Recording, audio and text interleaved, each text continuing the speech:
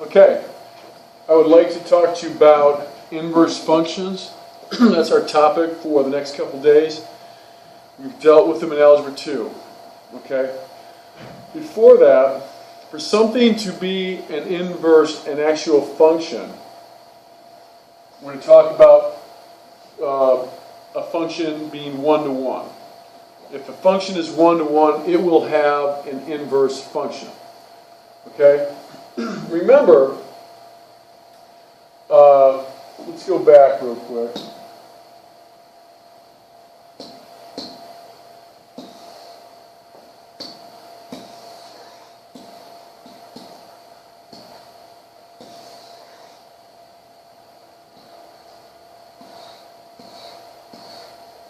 This is actually a function. Notice every input has what? Exactly one output. Okay? That's a good thing. Okay? You can have an output having more than, when you map something, you can have an output be from more than one input, but you can't have this.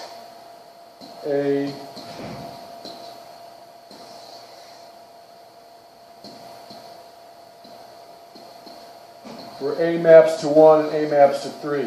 If you plug in A and you get different results, that's not a function. So this right here, what you look for in this mapping was something from your input category having more than one output. So when you have a function, every input can have only one output associated with it. This is fine. This is not. You plug in A, you get a 1 or a 3. Bad news, okay? All right, that would not pass the vertical line test. Because here you plug in A and you get this value or this value. Okay?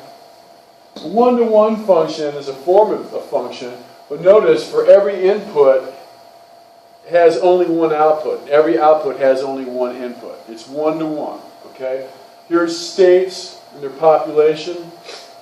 Indiana, 6.4, that's in million. Washington, 6.7 million. South Dakota, 0.8 million. North Carolina, 6.3 million. This is a one-to-one function. Every input has only one output. Okay? An inverse, and this would have an inverse function where I can plug in 6.4 to Indiana, 6.7 to Washington. Okay? Remember with inverse functions, another fun fact. Remember, an inverse function undoes what the function did. In this function f, I plug in a 2, I got out an 8. I plug in into my inverse function, which is f to the negative 1. That's not an exponent. It's f to the negative 1, says it's inverse function. I plug in that. This output is now my input, kind of like our composite functions, right? This output is now my input, and I plug in 8, and I'm back to where I started. Okay? Notice we've done that with our composite functions today. Okay? Where we did, in those last few problems, we did f composed of g, and they got x, and g composed of f, and we got x. Got back to where we started, okay? If you have x and y flip-flop, and all your x and y's are swapped, your graphs will be symmetric about the y equals x line. We can look at that in a bit. Holy smokes. Okay. All right. Again, this would be an example of a function. Okay, notice every input has only one arrow coming from it. Okay, this is life expectancy of certain animals. Dogs and cats mapped to 11. Duck, lion, pig. This is a function. Every input has one output. This is not a function.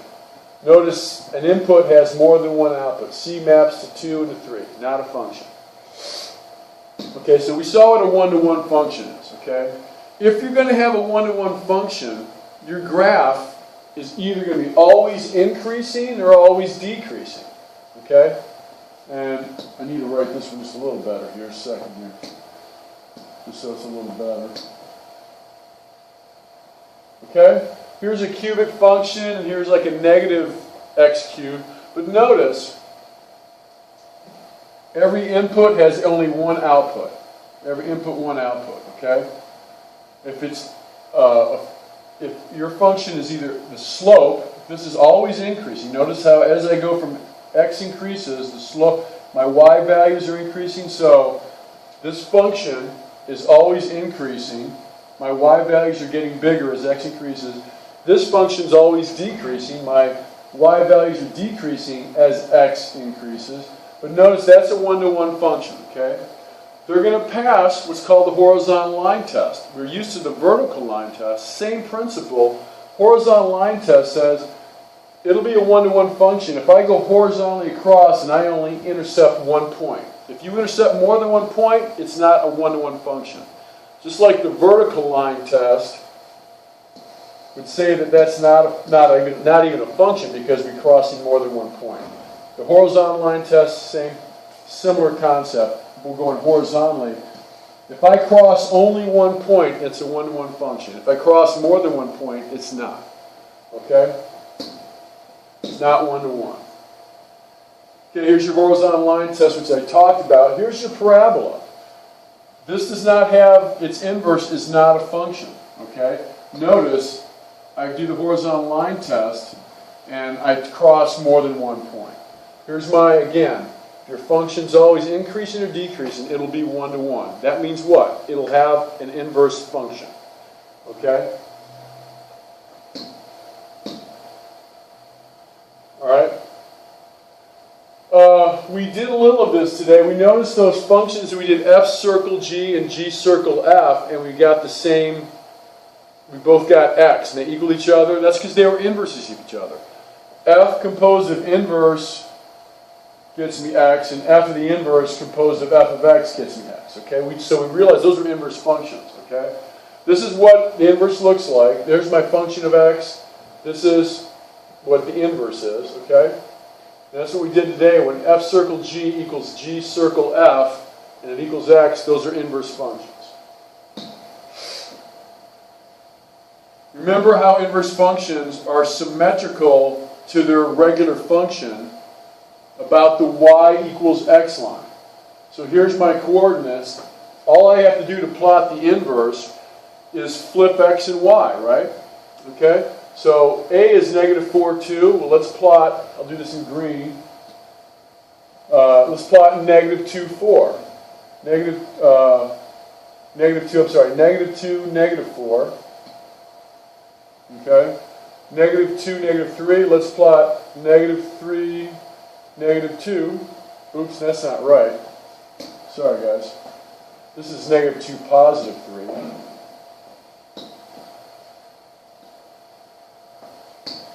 Sorry. Negative 2, positive 3. That looks nice, huh? Okay, so negative 2, positive 3. Well, that's correct. Okay, so now I flip that to be, I'll write it out, it's easier for me. This is going to be negative 2, 4. So 3, 1, 2, 3, negative 2. Okay, and this is 3, 4 becomes 4, 3. 1, 2, 3, 4, and 3. Okay? Okay? Notice how those graphs symmetrical about the y equals x line. Okay? Remember, 2, 8, 8, 2. X and y is flat. Okay?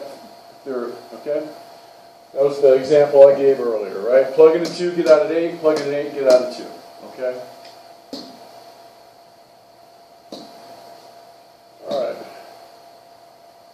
Alright, so here's the meat of the problems we need to do, kind of the gist. Here's f of x equals 2x plus 3. I want to get the inverse function. So I substitute a y for f of x, and then I swap my x and y's, because x and y swap.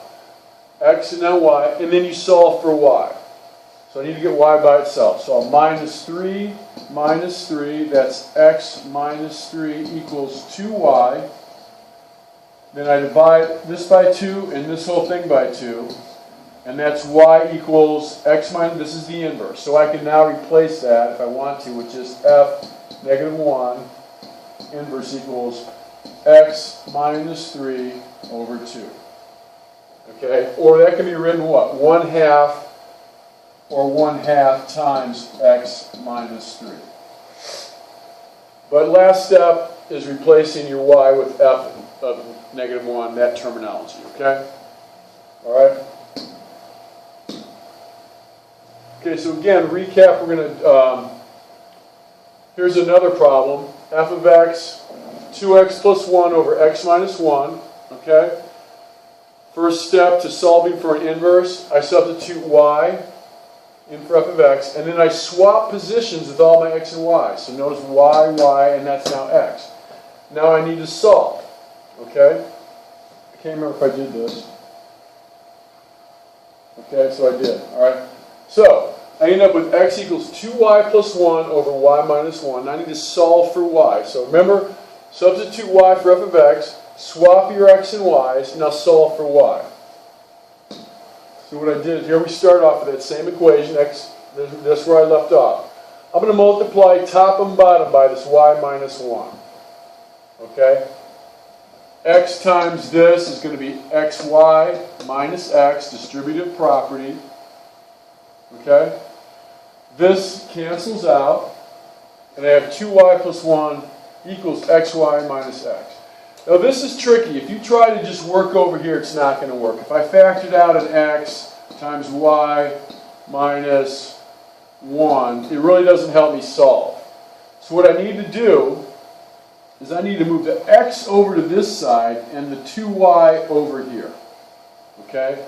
So I subtract 2y from both sides, add x to both sides, and notice I've got minus 2y and positive x. So I have xy minus 2y equals x plus 1. And now I can factor out what? Both these terms have a y that's common. So I can factor out this y. If I take out a y and divide it out,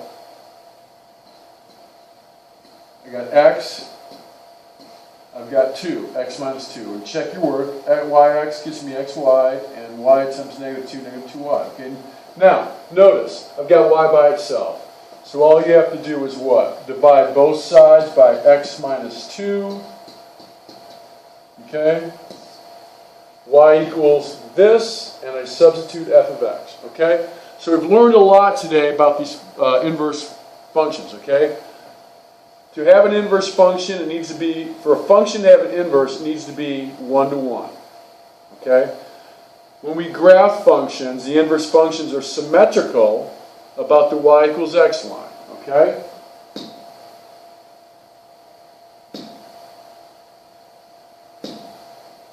Okay? They'll be symmetrical about this line like we showed. Okay? Alright? Okay? And we notice that when the x and y's flip, that's why that happens.